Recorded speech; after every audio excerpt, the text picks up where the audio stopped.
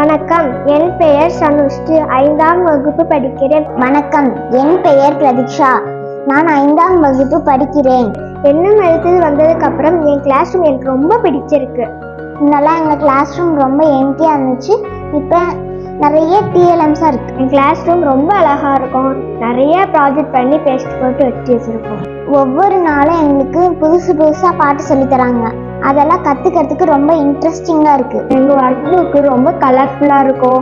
பண்ணுறதுக்கு ரொம்ப இன்ட்ரெஸ்டிங்காக இருக்குது. ஒவ்வொரு லெசன்லேயும் குரூப் ஆக்டிவிட்டிஸ் நிறைய செய்ய வைக்கிறாங்க. செய்கிற ஒவ்வொரு ஆக்டிவிட்டிஸும் எங்களுக்கு ரொம்ப பிடிச்சிருக்கு. இந்த எண்ணம் எழுத்தும் கிளாஸ் ரூமில் எங்களுக்கு நிறைய வீடியோஸ் போட்டு காமிச்சிருக்காங்க. அந்த வீடியோஸ் எல்லாம் எங்களுக்கு ரொம்ப யூஸ்ஃபுல்லாக இருக்குது. லெசன்ஸை கற்றுக்கிறதுக்கு ரொம்ப ஹெல்ப்ஃபுல்லாகவும் இருக்குது. எங்கள் மேத்ஸ் கிளாஸ் எல்லாம் ரொம்ப இன்ட்ரெஸ்டிங்காகவும் டைம் போகிறது தெரியாத அளவுக்கு இருக்கும். இப்போ ஷேப்ஸை டீச் பண்ண போது நிறைய ஆக்டிவிட்டீஸ் கொடுப்பாங்க. இப்படி ஒவ்வொரு ஆக்டிவிட்டீஸ் செய்யும்போது அந்த நாள் போகிறதே தெரியாது. முன்னெல்லாம் எங்களுக்கு தமிழ் இங்கிலீஷில் போயம்ஸ் எல்லாம் மனப்பாடம் பண்ணுறதுக்கு ரொம்ப கஷ்டமாக இருந்துச்சு.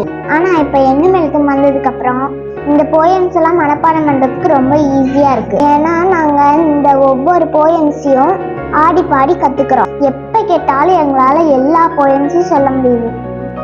1 to 3rd வரைக்கும் இருந்த எண்ணம் எழுத்தும் இப்போ 4th and 5th வந்ததுனால நாங்கள் ரொம்ப ஹாப்பியாக இருக்கோம்.